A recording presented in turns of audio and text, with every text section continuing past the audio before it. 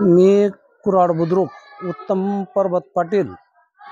आमच्या गावात सदर पटसंख्या सावटी होण्याची शक्यता दाट आहे।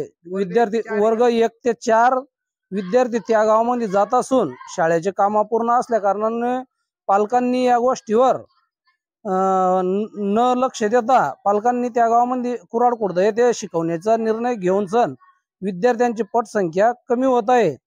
आमच्या गाव सुविधा नसल्या कारणाने ते कुराड खुर्द मध्ये जात आहे।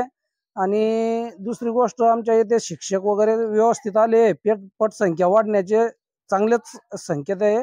पण बिल्डिंगचं काम अपूर्ण असल्या कारणाने 2010 पासून ते आज 2025 पर्यंत बिल्डिंगचे काम अपूर्ण आहे। गट शिक्षणाधिकारी यांच्याकडे लक्ष देत नाहीये।